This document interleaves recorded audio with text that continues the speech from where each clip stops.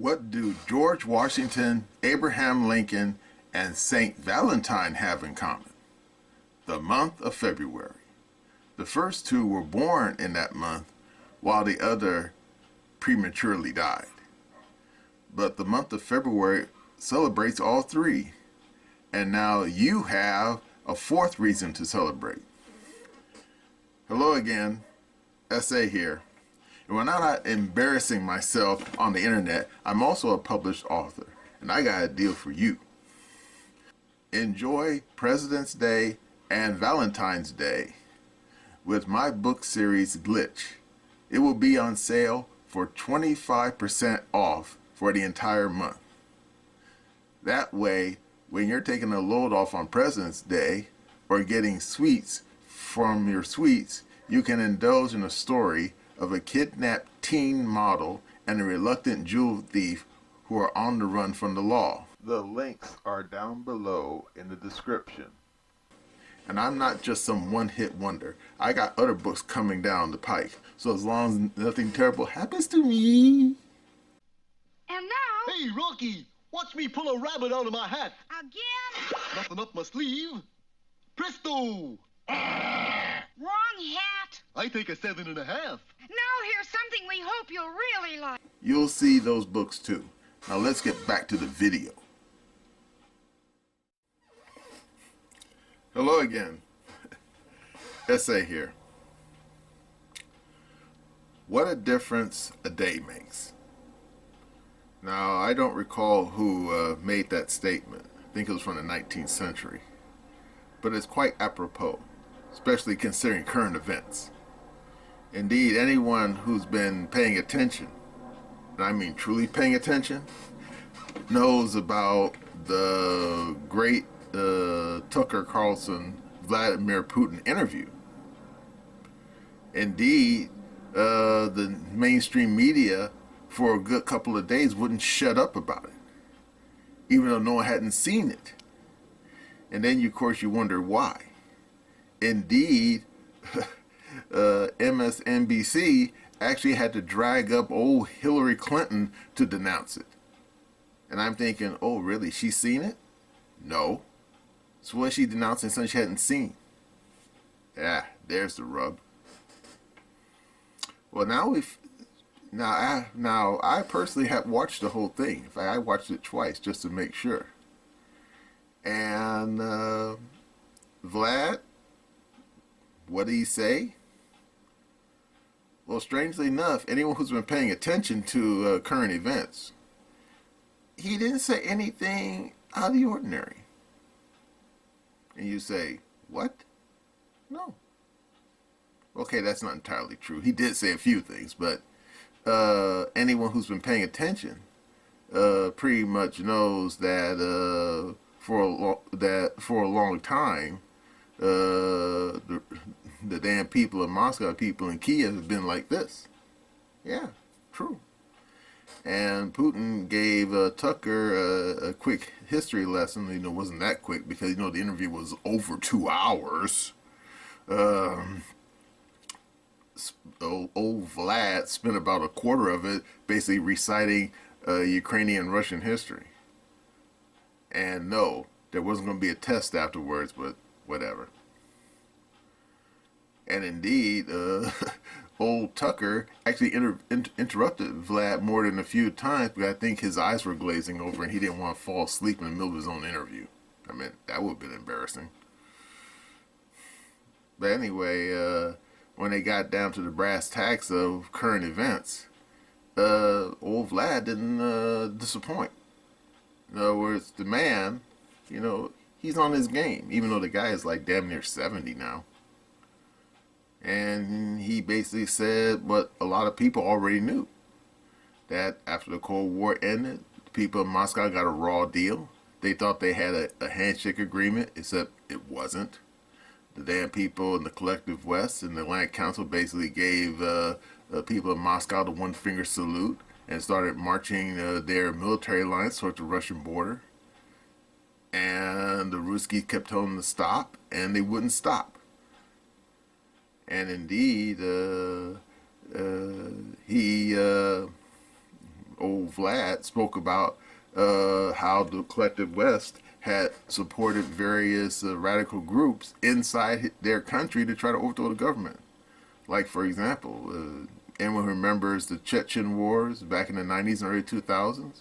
Yeah, old Vlad said that a lot of the ringleaders of those damn movements were bought and paid for shills for the West. And Vlad, said that, yeah, he reached out to old George W. and Dick Cheney and told him, will you please stop doing this? And apparently, this is the part I thought was telling. Apparently, Bush and Cheney didn't really know this was happening. And I'm thinking, excuse me, you're the president of investment. How you not know this is not happening? It's your government. And indeed, Vlad basically insinuated that the elected leaders of the United States do not have control over the security services. They're basically doing their own thing. And indeed, back in the 1950s, that actually was a well-known fact. Because the Dulles brothers, who basically ran the CIA back and just in the State Department back in the 1950s under Eisenhower, they basically became a kingdom of their own inside the United States government, and were basically doing their own thing. Because anyone remembers the Bay of Pigs invasion, for example? Well, according to the history books, JFK didn't even know that was a thing until he was basically told it was about to happen. And he didn't get a chance to call it off until it started turning into a disaster. And then, of course, he didn't. And then when the CIA wanted the U.S. military to step in, only Kennedy, could order that. And Kennedy said no. And then for the Bay of Pigs, as you now know, turned into a fiasco. But anyway, we digress. And then, of course, Putin brought up Saakashvili. I totally mispronounced the man's name, the guy who used to run Georgia, and how the people in Georgia were led down the garden path. And I remember the stories that were coming out of Georgia back around the time of the '08 Olympics, when a fight broke out. And the news media tried to claim that the Russians started it, and it wasn't true. That Saakashvili, I'm totally mispronouncing that guy's name, basically thought that he had a handshake agreement that if he starts to mess with Ruskies, the United States would come in and fight on his side. And then it didn't happen because apparently George W., who was still president, basically said, agreement? What agreement? And then, of course, the people in Tbilisi said, whoopsie. And, of course, they got their asses beat real bad. So there you go. And then, of course, Putin complained about what's happening in Ukraine. How he said in the interview that the war didn't start in 2022. It started in 2014 with the Maidan coup. And he didn't pull no punches. He said that coup was not organic. He said that thing was bought and paid for by the American security services. Flat out. Didn't mince words at all. The thing is, a lot of people who were paying attention already knew that.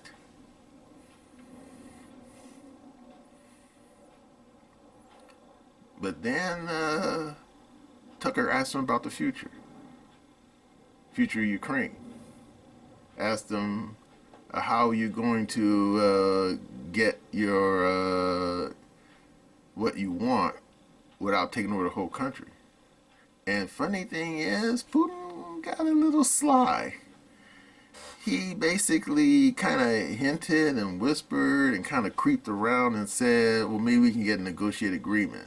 And remember, this is the same guy, if you watch the whole interview, who said not even 10 minutes before that he thought he had an agreement to stop the fighting, except the agreement disappeared like in a puff of smoke.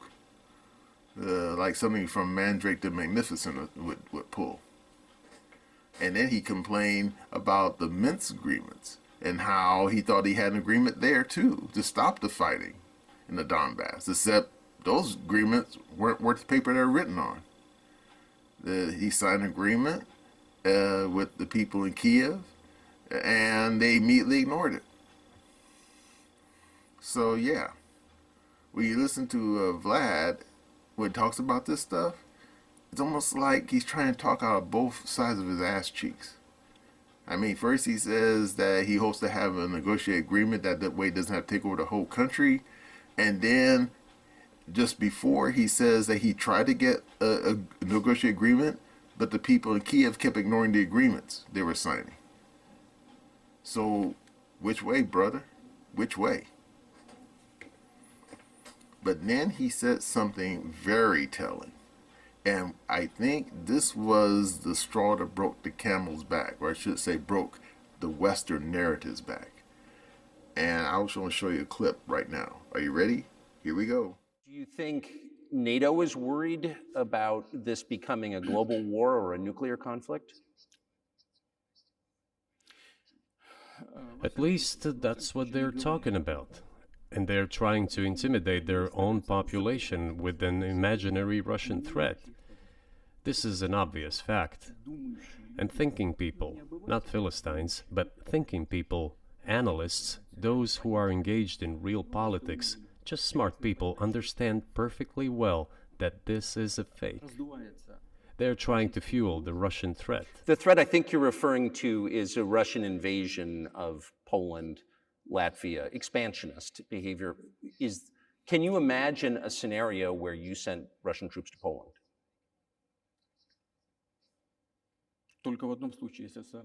Only in one case, if Poland attacks Russia. Why? Because we have no interest in Poland, Latvia, or anywhere else. Why would we do that? We simply don't have any interest. It's just threat-mongering.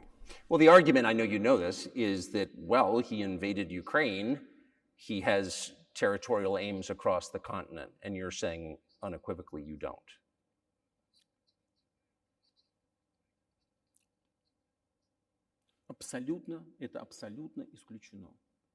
It is absolutely out of the question. You just don't have to be any kind of analyst. It goes against common sense to get involved in some kind of a global war.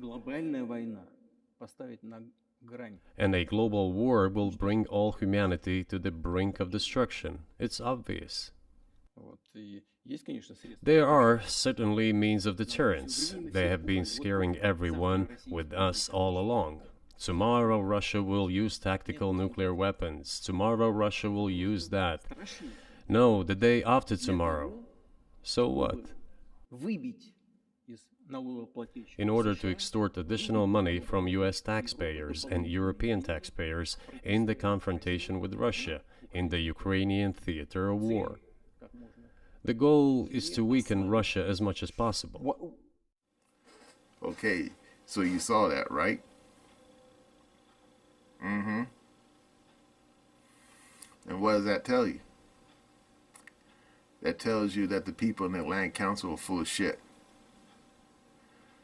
Tucker asked him straight to his nose, are you going to invade NATO? Are you going to invade Poland? Are you going to invade those little Baltic states, Latvia, Lithuania, Estonia? And he said no. And then he said why? Because he has no interest in it. But however, he did have that little caveat where he said, now if those knuckleheads decide to attack him first, well, all bets are off. And I figure, yeah, that's fair. But apparently, that was the thing that may have been what the collective West media was so gone crazy over.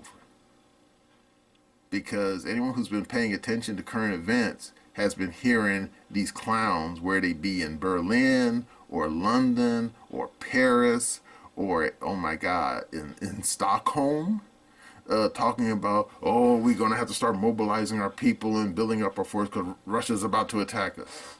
And there's Vlad, the big voodoo daddy himself, saying, no.